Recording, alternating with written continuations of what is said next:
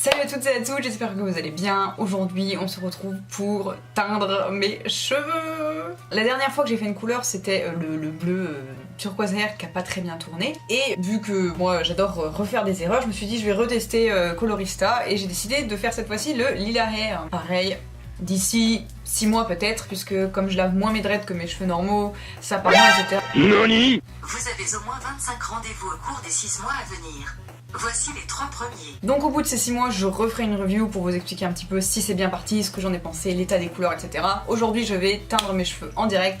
Si c'est une catastrophe, vous serez les premiers informés. Voici donc le lilas hair, qui est celui que j'ai décidé de tester. Dans les boîtes, moi j'ai pris des gants en plus, parce que d'expérience, je trouve que les gants qu'ils donnent sont un peu des gants de merde. Et donc je préfère mettre 2 gants pour ne pas trop tacher mes mains. Dans la boîte, on a donc les gants dont je vous parlais, le tube sur la notice.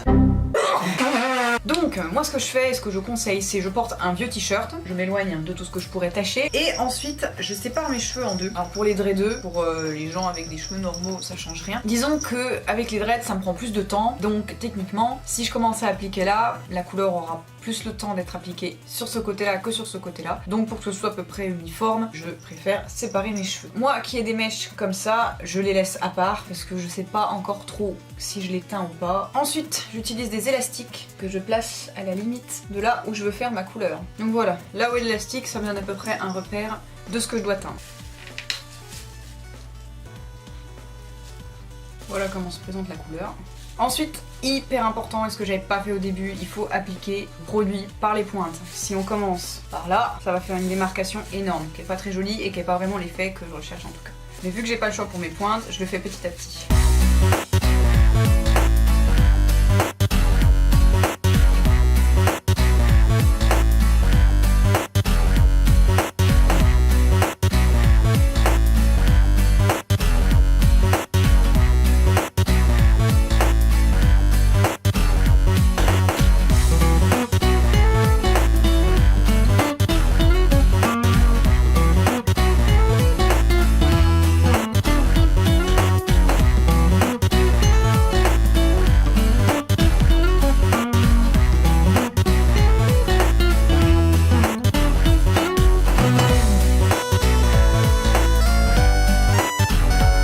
Quand j'arrive à l'endroit où il y a mon chouchou, je masse la couleur vers le haut pour la faire un peu fondre. Bon, je viens de me rendre compte que j'ai fait une erreur énorme et que du coup, je vous conseille de pas faire. J'ai complètement oublié de retirer mes perles avant de faire la couleur. Ne faites pas ça.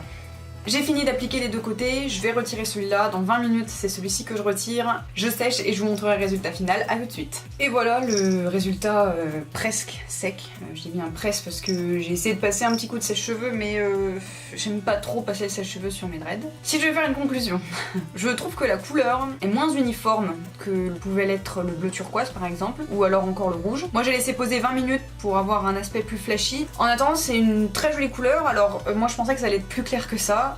J'ai un petit peu zappé que j'avais une base très proche du blanc.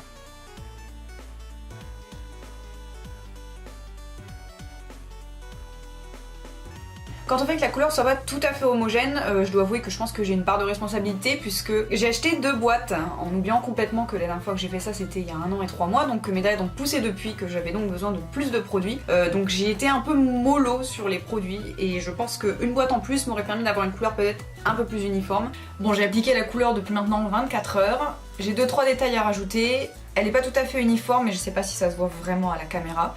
Cependant ça reste, selon moi, c'est seulement mon erreur à moi puisque j'ai acheté 2 tubes comme quand j'avais fait mon bleu. Donc mon conseil serait plutôt d'acheter 3 boîtes plutôt que 2 pour faire un effet comme le mien, et si on veut faire la tête entière, je pense qu'il en faut au moins 4, si ce n'est plus. Du coup c'est la fin de cette vidéo, j'espère qu'elle vous aura plu, n'hésitez pas à l'aimer, la partager, la commenter, me donner votre avis, poser des questions. On se retrouve dans 6 mois pour une update, à très vite.